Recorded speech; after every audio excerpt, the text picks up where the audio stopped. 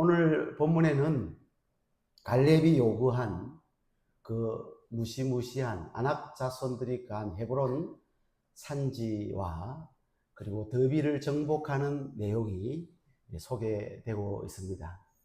오늘 본문의 내용을 보면 주요 인물들이 나오는데 세 인물이 나오죠. 갈렙이 나오고 악사라고 하는 사람은 갈렙의 딸입니다. 그리고 온니엘이 나오는데 온니엘은 갈렙의 조카입니다. 먼저 크고 견고하고 그인 아낙 소생이 버티고 있던 그 헤브론을 14절에 보면 갈렙이 쫓아내었다고 한 줄로 마무리를 해버립니다.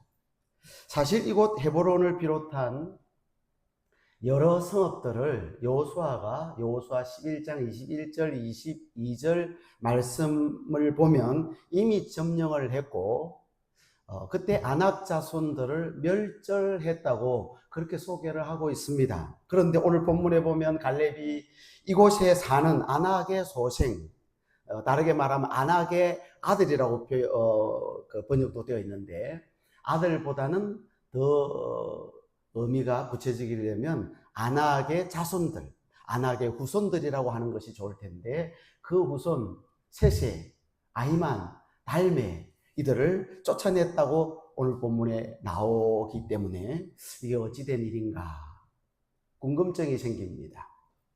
성경의 오류일까? 성경에 이런 모순이 있을까? 이미 여호수아가 11장에 쫓아냈다고 멸절시켰다고 했는데 왜 이들이 여기에 나타났을까? 성경은 성령의 감동으로 기록됐습니다. 믿으시기 바랍니다. 성령의 감동으로 기록된 말씀은 오류가 없는 줄로 믿습니다. 그렇다면 이 본문을 우리가 어떻게 이해하고 해석해야 될까? 여러분 여호수아 11장 22절 하반절에 보면 이렇게 되어 있습니다. 같이 읽습니다. 가사와 가드와 아스도세만 남았더라. 누가 남았다라는 거예요? 아낙 자손들이 남았다라는 거죠. 이 아낙 자손들을 진멸했는데 그들이 도망쳤어요. 도망쳐가지고 어디까지 갔느냐 하면 블레셋 땅 가사와 가드와 아스도에만 그들이 도망쳐서 남았더라. 이렇게 소개하고 있습니다. 지금 여호수아의 군대는 헤브론 산지를 비롯해서 남부 지역, 남부 연합군을 무찌르고 남부 지역을 점령한 다음에 곧바로 어디로 가느냐 하면 가나안 북부 지역으로 쳐들어갑니다. 가나안 북부 지역과 싸우기 위해서 올라갈 때 그때 그 시간, 그 과정이 있습니다. 그 과정 때에 이 아낙 자손들이 세력을 규합해서 다시 헤브론 산지에 슬그머니 들어가서 장악을 했다고 추정을 하죠. 충분히 그럴 수 있다고 생각이 됩니다. 여기서 우리가 깨달는 것은 한 번 승리했다고 방심하면 안 된다라는 겁니다. 한번 따라 하실까요? 방심하지 맙시다. 승리했다고 해가지고 영원한 승리가 아니거든요. 계속해서 우리는 싸워야 되고 주님 앞에서는 그날까지 영적인 싸움은 계속되는 줄로 믿습니다. 그래서 한 번 싸웠다고 방심하면 안 된다라는 거예요. 내 안에 사탄의 생각이, 내 안에 죄악이 자리 잡지 못하도록 해야 되는 거예요. 고린도전서 10장 12절 말씀 같이 읽습니다. 그런즉 선줄로 생각하는 자는 넘어질까 조심하라. 따라서 우리는 항상 우리 자신을 살펴야 되고 그리고 말씀과 기도로 깨어있는 생활을 해야 합니다. 헤브론이 다시 아낙 자손들에게 장악당했지만 믿음의 사람 갈렙은 하나님이 유다 자손에게 준 이 기업을 다시 찾아오는 일을 합니다. 아낙의 강력한 새 우두머리 오늘 본문에 소개합니다. 세세, 아히만, 달메 5대5도 천국 가는데 아무 문제는 없습니다. 이 세 사람이 버티고 있던 이 헤브론 산지에서 그들을 쫓아내고 다시 완전히 헤브론 산지를 정복해 버립니다. 여러분 지금 갈렙의 나이가 몇 살이죠? 85세입니다. 노장입니다. 갈렙이 싸움을 잘해서 이겼을까? 갈렙이 싸움을 잘해서 이긴 것이 아니라 정말 갈렙이 힘이 있어서 이긴 것이 아니라 하나님의 약속의 말씀을 붙들고 갔기 때문이고 그리고 하나님이 그 전쟁에 함께 해주셨기 때문이고 전쟁은 하나님께 속했기 때문에 갈렙이 전쟁터에 나갈 때 하나님을 의지하고 나가기 때문에 그 전쟁에서 승리하게 된 줄로 믿습니다. 오늘 우리가 매사의 전쟁에서 승리하는 비결은 하나님을 의지하는 길밖에 없는 줄로 믿습니다. 어지하세 어지하세. 누구를 의지해요? 주 어지하세. 하나님을 의지하면 승리하게 될 줄로 믿습니다. 이 헤브론 산지를 점령한 갈렙은 올라가서 이제는 더비를 점령하기 위하여 더빌 거민과 싸우기 위하여 올라가요.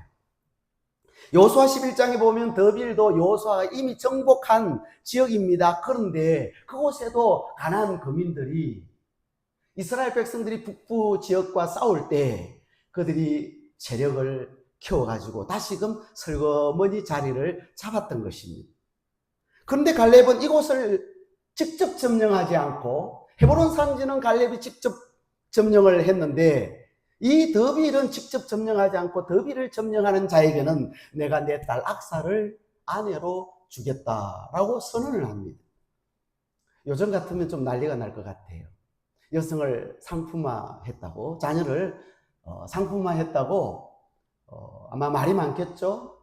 아마 누가 그런 얘기를 들었다면 국가인권위원회에다가 신고를 했을 것이고 인권위원회에서 조사가 나왔을 법합니다. 아마 밤 시간에 뉴스에 나올 만한 그런 일이죠.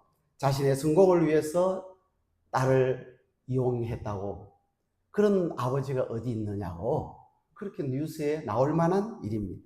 하지만 당시 고대 사회에서 자녀의 결혼을 결정하는 일은 그 집의 가장인 아버지가 결정하는 것이 일반적인 풍습이었고 간섭이었어요. 그래서 우리가 구약 성경에도 보면 블레셋 나라가 이스라엘을 쳐들어와요. 그때 장수가 골리앗입니다. 그 골리앗이 키가 약 2m 90cm 가까이, 2m 90cm 가까이 되니까 이스라엘 백성들 가운데 그 골리앗과 맞서서 싸울 사람이 없는 거예요. 모두 다 장수들이 겁에 질려 있을 때 그때 사울 왕이 뭐라고 말하느냐 하면 저 골리앗과 싸워서 이기는 자에게 내 딸 미가를 아내로 주겠다. 그럼 골리앗을 목을 쳐서 죽이는 자가 누구의 사이가 되는 거예요? 왕의 사이가 되는 거예요. 결국 누가 왕의 사이가 됩니까? 다윗이 골리앗의 목을 쳐서 사울 왕의 사이가 되고 그 딸 미가를 아내로 맞이하게 된 것을 우리가 성경을 통해서 알 수가 있습니다. 갈렙이 더비를 정복한 자에게 자기 딸 악사를 건 이유는 딸을 함부로 대하는 아버지였어가 아니에요. 딸을 소중히 여기지 않는 아버지였어가 아니에요. 더빌 거민이 두려웠어도 아니에요. 오히려 가장 강력한 헤브론 산지, 아낙 자손들이 거했던 그 산지를 갈렙이 이미 점령을 했잖아요. 더빌 정도는 아무것도 아닌 거죠. 근데 지금 갈렙은 왜 더빌을 점령하는 자, 직접 자기가 점령하지 않고 더빌을 점령하는 자에게 자기 딸을 아내로 주겠다 이렇게 얘기했는가? 갈렙은 딸을 믿음의 대장부에게, 믿음의 용사에게 시집 보내고 싶었어요. 이게 아버지의 마음이었어요. 그래서 자신을 이어서 믿음의 대를 이어가게 하려고 공개 모집을 한 거예요. 더비를 치는 자에게 내 딸 악사를 아내로 주겠다. 누구든지 용기가 있거든, 누구든지 하나님을 의지하고 믿음으로 나갈 자신이 있거든 한번 나가봐라 이거예요. 그래서 그런 믿음의 형제에게 자기 딸을 주고 싶었던 거예요. 그래서 얻은 사이가 누굽니까? 온니엘입니다. 여러분 17절에 보면 온니엘은 갈렙의 아우 그나스의 아들이라 그래요. 다시 말하면 갈렙의 조카입니다. 조카. 이 조카가 나중에 사사기에 보면, 여러분 사사기의 첫 번째 사사가 누군지 알아요? 이렇게 물어보는 이유가 온니엘이기 때문에 그래요. 여러분, 그 당시 사사시대의 사사는요, 왕의 역할도 해야 되지만 영적 지도자의 역할도 해야 돼요. 그 믿음이 있어야 돼요. 용맹해야 돼요. 그래서 아주 이 온니엘이 믿음의 용장이었다는 사실을 우리가 알 수가 있어요. 온니엘의 용맹함을 통해서 적군을 무찌르고 이스라엘 자손들, 이스라엘 백성들이 40년 동안 평온하였다고 사사기에 얘기하고 있어요. 그러니까 아주 믿음의 용장을 사이로 얻은 거예요. 여러분, 요즘 시대에 자녀들을 결혼시킬 때 성도의 가정에도 신앙을 우선으로 보지 않고 지나치게 세상적인 조건을 많이 따지고 물질 만능주의로 흘러갈 때가 종종 있습니다. 갈렙은 사익감을 고를 때 인물을 보지 않고 학력을 보지 않고 재력을 보지 않고 집안을 보지 않고 이런 것 보지 않고 딱 한 가지 봤는데 믿음의 용장인가, 이 형제가 믿음의 담력이 있는가, 이걸 본 거예요. 사실 갈렙 자신도 그런 믿음의 사람이었죠. 45년 전에 그 헤브론 산지 아낙 자손들을 보고 돌아와서 하는 말이, 그들은 우리의 먹이다. 먹이다라는 말을 우리가 평소에 뭐라 그래요? 밥이다. 그들의 보호자는 그들에게서 떠났고 여호와는 우리와 함께 하시느니라. 그들을 두려워하지 말라. 할렐루야. 이게 갈렙의 모습. 갈렙은 믿음의 대장부였어요. 갈렙은 너무나도 믿음의 담력이 있는 사람이었어요. 그래서 자신과 같은 사익감을 찾고자 했던 것입니다. 믿음 있는 사익감을 찾고 싶었던 것이죠. 하루는 제가 사모에게 물었어요. 그런 일은 일어나지도 않겠지만 혹시 다시 태어난다면 이 이목사랑 결혼 다시 할 수 있어? 하고 물어봤어요. 다시 태어난다면 이목사하고 다시 결혼할 생각이 있어? 하고 물은 적이 있습니다. 제가 예전에 한번 얘기를 했었죠. 나는 다시 태어나면 남옥주 사모랑 다시 결혼하고 싶어. 밑밥을 깔아놨어요.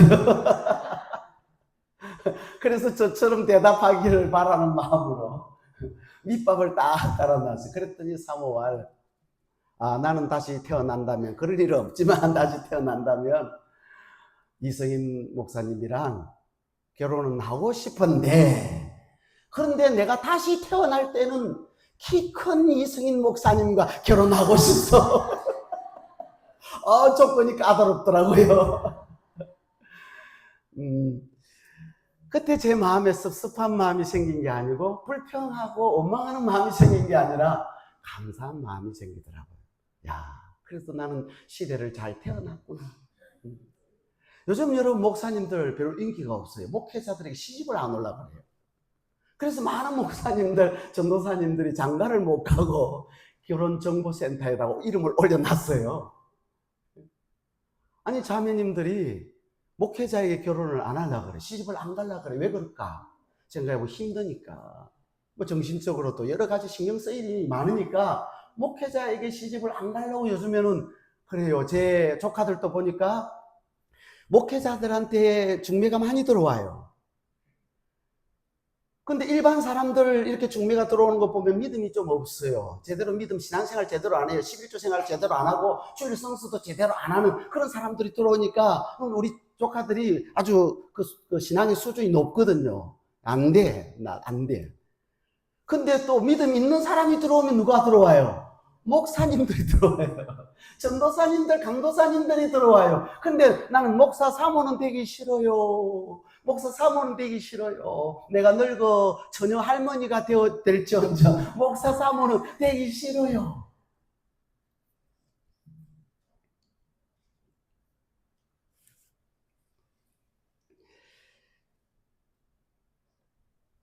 우리 예수님은 그렇지 않으세요. 우리 예수님은 조건이 까다롭지 않아요. 딱 한 가지, 믿음 하나만 있으면 되는 줄로 믿습니다. 다른 거 보지 않아요. 학력도 보지 않고 인물도 보지 않고 재산도 보지 않고 집안도 보지 않고 그 사람이 과연 믿음이 하나님을 향한 믿음이 있느냐. 근데 그 믿음도 가만히 보니까 하나님이 주신 선물이에요. 할렐루야. 그 믿음 하나 있으면 우리를 신부로 신랑 되신 주님이 맞이해 주시는 줄로 믿습니다. 사랑하는 성도 여러분, 우리 성도님들 가운데 젊은이들, 결혼을 앞두고 있는 우리 형제 자매들이 있다면 그 결혼을 할 때, 또 결혼을 앞두고 있는 자녀를 둔 우리 부모님들이 계신다면 그 결혼을 시킬 때 너무 세상적인 조건을 따지지 않았으면 좋겠어요. 먼저 볼 게 신앙이에요. 믿음을 봐야 될 줄로 믿습니다. 근데 기억하세요.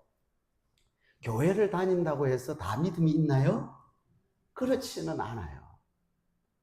교회는 다니기는 하는데 교회를 다닌 지가 3년이 되고 5년이 되고 10년이 되었는데 그럼에도 불구하고 심지어는 세례도 받고 새벽 기도도 일시적으로 나오던 그런 형제였는데 결혼 딱 하고 나니까 교회하고 담을 샀더라고. 교회 안 다니더라고. 안 믿어, 이 하나님을. 그때부터 그 가정에 고통이 있어요. 어려움이 생겨요. 싸움이 벌어져요. 갈등이 생겨요. 그래서 불행해지는 가정들을 제가 본 적이 있습니다. 그러니까 진짜 하나님의 자녀인지를 확인하셔야 돼요. 진짜 예수쟁인지를 확인하셔야 돼요. 진짜 이 사람이 거듭난 사람인지, 진짜 하나님 사랑하는 사람인지, 하나님 말씀에 순종하는 사람인지를 확인하고 그렇다면 오케이. 다른 것은 좀 부족해도 돼. 그걸 신결혼이라 그래요. 따라서 신결혼. 신이 뭐예요? 믿을 신자죠. 그죠? 예수 믿는 사람과 결혼하는 거예요. 믿음 있는 사람과 결혼하는 거예요. 우리 형제자매들도 믿음 있는 사람을 찾아야 되고 부모님도 믿음 있는 사람과 결혼하도록 허락해 주는 그런 믿음의 가문들이 다 되기를 주의 이름으로 축복합니다. 끝으로 이 갈렙을 통해서 예수 그리스도를 만나는 은혜가 있기를 축원합니다. 이 갈렙은 아낌없이 우리에게 주시는 예수님을 발견하게 해요. 아낌없이 베풀어 주시는 18절 말씀을 우리 다 같이 한 목소리로 읽겠습니다. 시작.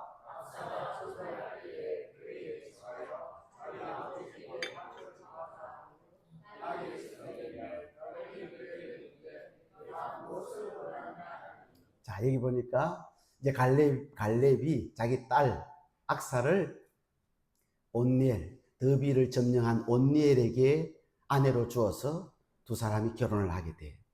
그래서 출가할 때에 이 온니엘과 악사가 언론해서 아버지에게 뭘 구하자 그래요? 밭을 구하자 하고, 그래서 나귀를 타고 아버지 갈렙에게 가요. 그리고 그 악사가 나귀에서 내려 예의가 있어요. 예의가. 요즘 젊은 사람들 예의가 없는 사람들이 많은데 예의가 있어요. 우리가 하나님 앞에서도 예의를 갖춰야 될 줄로 믿습니다. 부모님 앞에서도 예의를 갖춰요. 어른들 앞에서도 예의를 갖추는 젊은이들이 되기를 주의 이름으로 축복합니다. 제가 우리 자녀들에게도 강조하는 것이 예의입니다. 학교에서 선생님에게도 예의를 갖추고 부모에게도 예의를 갖추고 성도님들에게도 예의를 갖췄어. 그때 갈렙이 악사에게 묻죠. 자기 딸에게 뭐라고 묻느냐면 네가 무엇을 원하느냐 그래요. 네가 무엇을 원하느냐. 여러분, 갈렙이 악사 딸에게 물었다는 것은 뭘 의미하는 거죠? 네가 원하면 주겠다라는 거 아니겠어요? 여러분, 부모가 물을 때는 주려고 묻는 거예요. 안 주려고 하는 사람이 왜 묻겠어요? 이따 닦아버리지. 주고 싶으니까 물어보는 거예요. 실제로 악사가 밥뿐만 아니라 다른 것도 구했는데 19절 말씀에 보니까 내게 복을 주소서 그리고 샘물도 내게 주소서 하고 요구를 합니다. 그랬더니 갈렙이 뭐해요?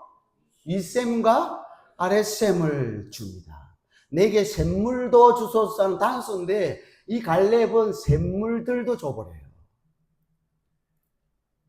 갈렙은 딸이 구하니까 거부하지 않고 구한 것보다도 더 줍니다. 한마디로 자신에게 있어서 소중한 것을 자기 딸에게 줘버리죠. 우리 예수님께서도 종종 물으실 때가 있어요.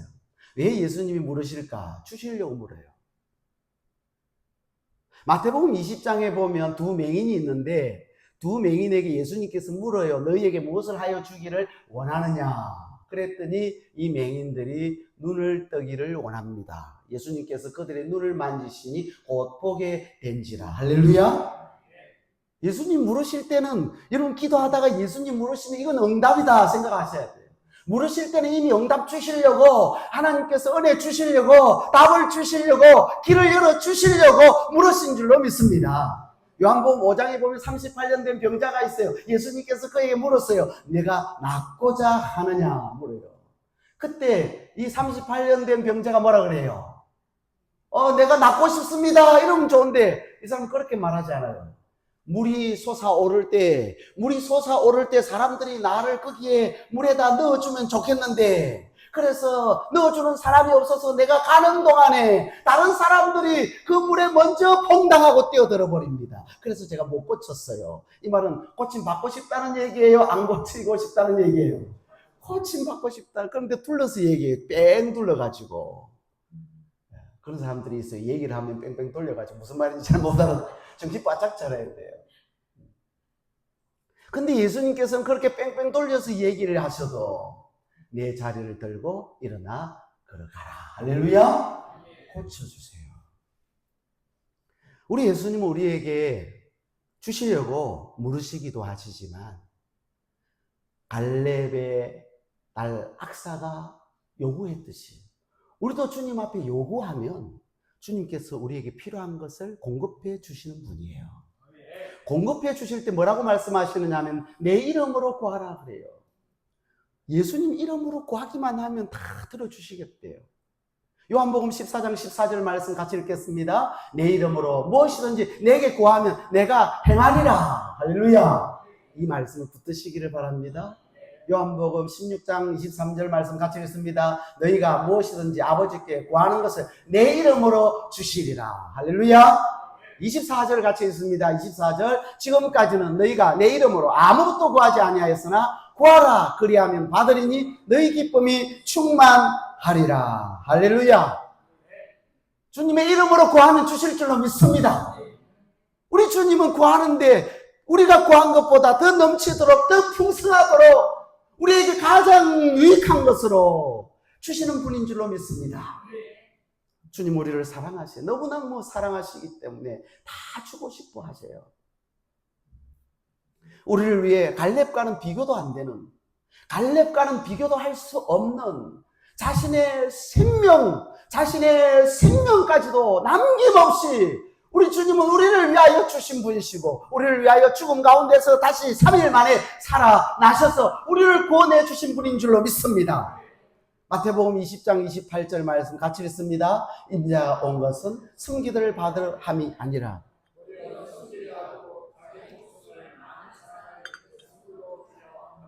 아멘. 자기 목숨을 많은 사람의 대속물로 추려 오신 분이 예수님이세요. 요한복음 10장 15절 말씀 같이 읽습니다. 아버지께서 나를 아시고 내가 아버지를 아는 것 같은 나는 양을 위하여 목숨을 버리노라. 이분이 우리 주님이세요. 모든 것을 다 주고 싶은 아낌없이 자기 생명까지도 주시기를 원하시는 분이 우리 주님이세요. 사랑하는 성도 여러분, 갈렙이 딸을 위하여 악사를 위해서 악사가 구한 것들을 아낌없이 주었던 것처럼 우리 주님께서는 우리를 위해서 모든 것을 주시되 자신의 목숨까지도 남김없이 아낌없이 주신 분이시기에 우리는 그 주님께 이렇게 고백하면 좋겠어요. 주님 사랑해요.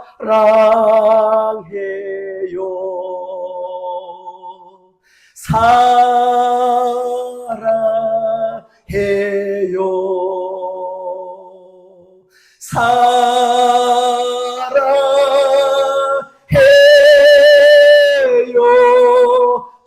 주님 사랑해요. 다시 한번 주님 사랑해요. 주님 사랑해요. 다 같이 사랑해요. 사랑해요. 사랑해요.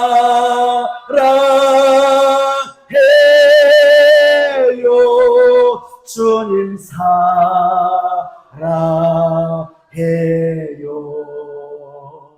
할렐루야.